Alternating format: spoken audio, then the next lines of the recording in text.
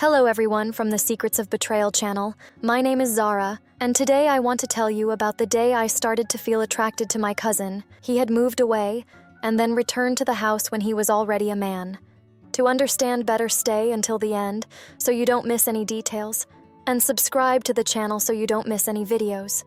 I always imagined that if he ever came back, the house would be the same, that the Clearwater summer, with its stifling heat and cool sea breeze, would still be the same. 24-year-old me, living in the same house with my grandparents, didn't expect anything to change. Life seemed fine the way it was, quiet, stable.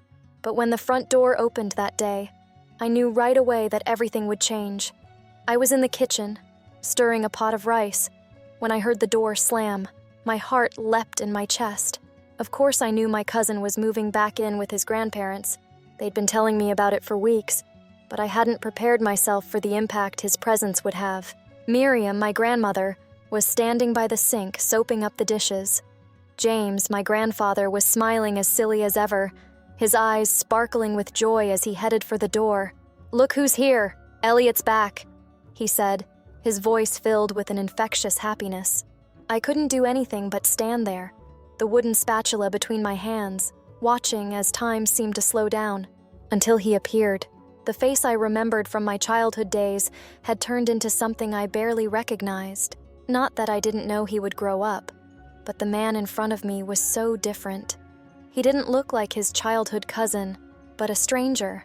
Elliot was standing in the doorway, with a heavy suitcase by his side and a relaxed posture. His gaze moved quickly around the room and finally met mine. I found myself frozen for a second, unable to look away. I think he noticed, because his mouth curved into a smile, but it wasn't the friendly smile from before, when we were kids running around the house. It was something more intimate, something loaded with a kind of knowledge that I didn't want to admit, and it hit me with the force of a hurricane. "Zara, I can't believe you're so big already," he said, the tone of his voice laden with surprise, but there was something else there, something that made me shudder inside. He took a step forward, still smiling, and I stood there, not knowing what to say. I wanted to say, "You're already a handsome man, and I'm not the girl you used to know." But instead, I said something simple, something fragile. "Yes, it seems that time passes quickly." And, to my surprise, my voice sounded firmer than I'd expected. He laughed quietly, and then fell silent, the kind of silence that takes up the whole house, as if the words that were unspoken were heavier than anything anyone could say. And it was in that silence that I realized how he had changed. Every detail in him was stronger, more mature. His broad shoulders, his defined jaw, his clear, piercing eyes that wouldn't let me escape. The grandparents approached, and the moment was broken. Miriam hugged him tightly, saying something about how much more handsome he looked and how the city wouldn't be the same without him. James, with a funny smile, made jokes about how far he was from his family, as if it was impossible for him to stay anywhere other than Clearwater. But deep down, I knew that something had changed, something in the air, in the space between the two of us. And I, who had always been so reserved, so used to my solitude, began to feel strangely out of place in that house. I didn't know if I was afraid of how he saw me, or if it was the fact that now he was so close, and I no longer knew how to behave around him. I tried to stay calm, but there was something about him, something about his presence, that made me want to jump with excitement.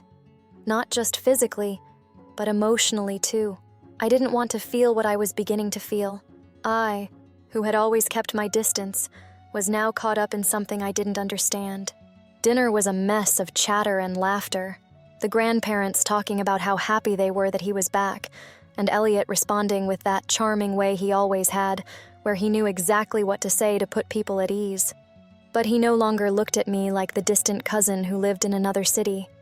He looked at me as if he had already seen me in a different way, and that disconcerted me. I was sitting at the edge of the table, watching everything from afar. I knew I was being imposed on around her, but I couldn't do anything about it. I felt like a stranger in my own home, and with every glance we exchanged, something inside me grew bigger, something I couldn't explain, but it was there, growing, strong. I could ignore it for a while, but not for long. The grandparents, as usual, didn't notice the tension.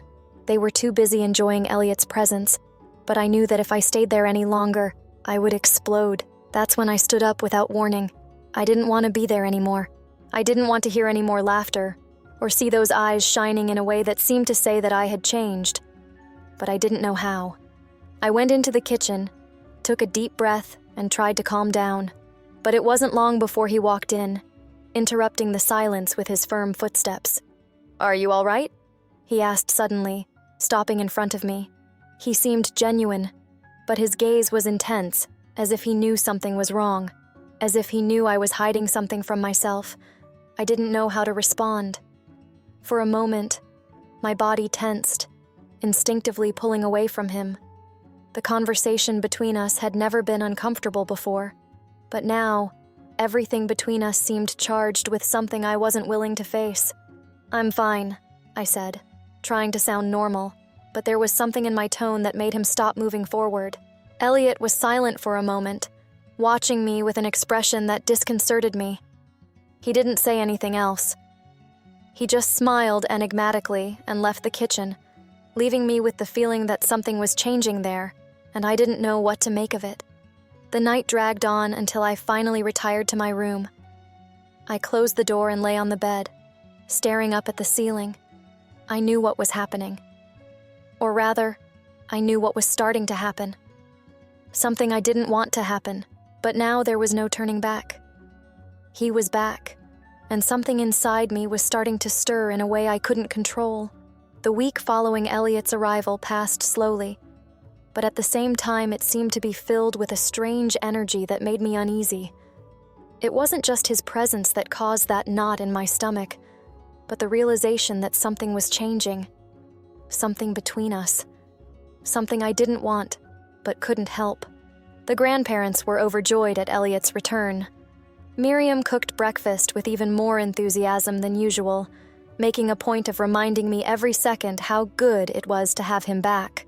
James spent the morning sitting on the balcony, talking about the changes the city had undergone, always with Elliot by his side, sharing stories about the years he had spent in big cities, as if he were explaining what had happened in his life, as if he were someone completely new. It was a Friday morning, and I was sipping my coffee at the small kitchen table, watching the golden rays of the sun come through the window. The city was quiet, the sound of the distant sea lulling the tranquil rhythm of the beginning of the day. I heard Elliot's footsteps on the stairs before I saw him enter. He was wearing a simple t-shirt and worn jeans, his hair a little messy, as if he'd just woken up. But it was that easy smile, that smile that seemed to know all my secrets, that made me stop for a moment. "Good morning, Zara," he said, leaning over to pick up the jug of orange juice. I didn't reply straight away, watching him as if trying to understand what was happening between us. He put the glass on the table and sat down next to me, closer than I would have liked. "How's work at the gallery?" he asked, without taking his eyes off me. "It's going well," I replied, looking away. I knew I shouldn't act like this. I wasn't being cordial, and he certainly noticed. The problem was that, as much as I tried to concentrate on what I was saying, my brain was too busy trying not to notice his closeness, the way he leaned towards me, the lightness of his perfume that was beginning to invade me.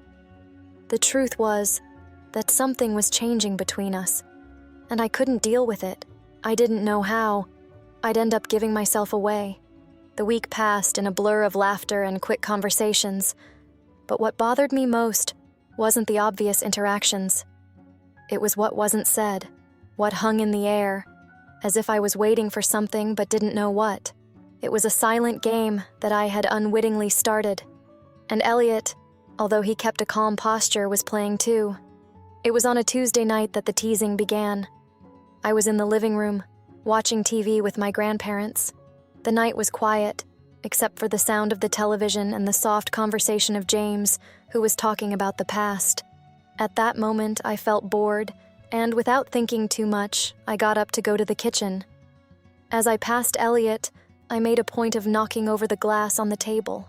The liquid quickly splattered all over the floor, and instead of rushing to clean it up, I crouched down slowly, almost as if I was doing it on purpose. I knew he was watching me. He always watched me in a different way, but now he seemed more attentive. "Are you all right, Zara?" he asked, his voice low, almost whispering. I saw the concern in his eyes, but I also saw something else, something I didn't know exactly how to decipher. He was closer to me, almost within reach. "Yes, of course," I replied, not looking at him as I picked up the towel to clean up the mess. But I couldn't help it. For a moment, I stood there, his breath so close to me. I found myself asking myself why I was doing this. It was a provocation, and I knew it. If you like this story, don't forget to leave a like and subscribe to the channel, but I also knew that I was getting carried away. Something was being born inside me, something that made me want more, even if I didn't know what more meant. Over the next few days, I began to drop more things near Elliot. A mug, a key that fell out of his pocket. I would try to touch him in subtle ways, bumping into his arm as I passed through the room, or making a point of asking him to help me reach something on the highest shelf. The idea was simple: to provoke a reaction, to make him notice me more than usual. I began to notice how he reacted. He always remained calm, polite, but something in his eyes showed that he knew exactly what was going on. He didn't move away. He didn't back away. Something that I, with all my efforts to keep my distance, couldn't ignore. It was on a hot Thursday afternoon that the situation intensified. I was in the living room, organizing some books on the bookshelf, when I felt the weight of his presence behind me. Before I could react, Elliot approached, so close that I could almost feel his body heat. "Can I help you with that?" he asked, his voice soft, but with an intensity that made my heart soar. I looked at him, and something inside me flipped. The game had gone too far, and I was so lost in it that I didn't know how to turn back. I'm fine," he said, his voice wavering, but in my eyes he saw something else. I don't know what it was, but the way he looked at me made me feel a wave of heat run through my body. He didn't say anything. He just walked away, but didn't leave the room. I stood there, alone, with the feeling that we were on the verge of something. Over the next few days, I continued with my little provocations, but something had changed. He was more attentive. The looks were longer. The conversations were more charged. I felt that he was waiting for something, just as I was, as if we were dancing a dangerous game, a game with no rules. Elliot still hadn't said anything. He hadn't said anything about the looks we exchanged or the little teases I let slip. But I knew he felt it. I knew he couldn't ignore it either. Maybe it wasn't just me playing a game. But what if this game was more than just teasing? What if we were both playing something we couldn't control? We just stood there flirting, and then went back to our rooms. I knew I was in trouble. It was on a rainy afternoon, when the sound of water hitting the windows sounded like a gloomy backdrop, that I realized I could no longer ignore the growing tension between Elliot and me. The days had dragged on in a strange way, as if everything around me had started to become sharper, more vibrant, while our relationship, or whatever was going on, became increasingly difficult to hide. We were alone at home. The grandparents had gone out shopping, and the silence stretched across the room like a heavy blanket. The wind beat against the windows, but nothing that happened outside the house mattered. I was trapped in my own mind, and Elliot's presence only intensified my confusion. I was on the sofa, with a book I wasn't reading, my mind wandering. Elliot entered the room, seemingly oblivious to the mood that was forming. He was wearing a black t-shirt, his muscular, tattooed arms exposed, and he walked to the other side of the room without looking at me. Something seemed different about him that day. Calmer, more aware of himself, as if he knew exactly what was going on between us. He stopped by the window, watching the rain fall, his arms crossed, an expression I couldn't read. It was a kind of calm, but there was also something tense about his posture. I tried to concentrate on the words in the book, but the words seemed to dance across the page, escaping me every time I tried to absorb something. I knew he was there. I knew he was watching me, even if not visibly. It was he who broke the silence, as always. And when he spoke, his voice had something different about it. Something lower, more loaded. "I was thinking," Elliot began, slowly turning to face me. His eyes were more penetrating than usual, and for a moment my stomach knotted, as if I was about to hear something I already knew, but feared was true. "About what?" I asked, trying to keep my voice steady. But there was a slight tremor in it. I could no longer hide the unease that was growing in my chest. The mere fact that he was looking at me like that was enough to send me over the edge. He took a step forward, coming closer to me. His steps were quiet, but the sound of them seemed to echo in my mind, like a reminder that he was always getting closer. He looked at me for a long moment, studying my face, as if searching for something he didn't yet know what it was. "I wanted to understand what's going on between us," he said, with a sincerity that hit me hard. His words were heavy, laden with a truth I wasn't yet ready to accept. "I can no longer ignore what's in the air. You feel it too, don't you?" I looked at him, unable to answer immediately. The distance between us seemed too small, the atmosphere too hot for me to continue ignoring it. The feeling that everything was falling apart around us, that the little teases and furtive glances had turned into something irreversible. I stood up suddenly, the agitation in my body forcing me away from him. My fingers were shaking. I knew what he wanted, what he was hinting at, but I didn't know what to do with it. I didn't know how to deal with the truth he had just thrown into the air, how to deal with the fact that he saw me differently now, and maybe I saw him the same way. "I don't know what you're talking about, Elliot," I said, trying to stay calm, but the truth was that my voice wavered. What was I saying? I knew very well what he was talking about, but I didn't want to admit it. I didn't want to face what was going on inside me. He didn't move. The only thing that changed was the intensity in his eyes. He knew. He knew I was lying, and I knew he knew it. "Don't pretend, Zara," he replied, and his voice was now lower, more intense. "I can see it in your eyes. I know you feel the same way. Don't try to hide it." I pulled away once more, feeling my heart racing in my chest. But what he said was true. Something inside me was stirring, something I could no longer control. The desire, the attraction, something that had formed between us that I could no longer ignore. But I was still afraid of what this meant, of what this change would cause, not just between us, but inside me. For a second, silence enveloped us again, but now the mood was different. I was facing something bigger than I had imagined. The intensity of his eyes on me made me feel small, vulnerable, exposed. "I know you're scared," he said softly, breaking the silence again. "But if we don't do something about it, it's going to be even worse. It will continue to consume us." I closed my eyes, trying to shake off the tension that was consuming me. I didn't want him to be right.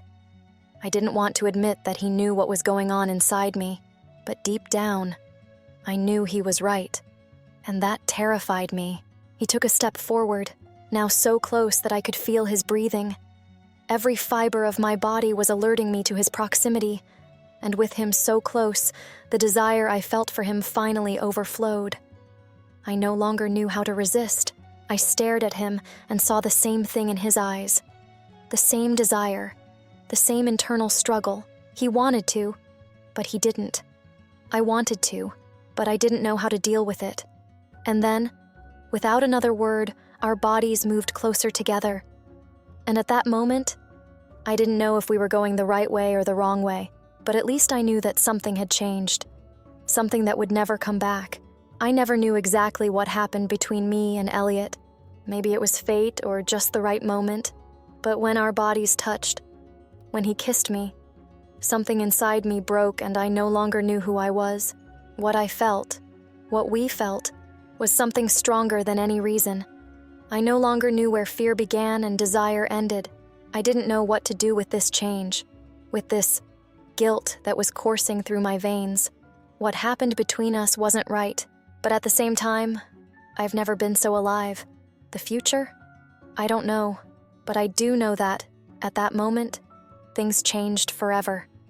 And deep down, maybe that's all I really knew at that moment, that I didn't want to go back, even if it was too late. We went to our grandparents' hidden room, and there we finished what we had started. And to this day, we keep our games secret. That was the story, my loves. What would you do if you were in my shoes, or in my cousin's shoes?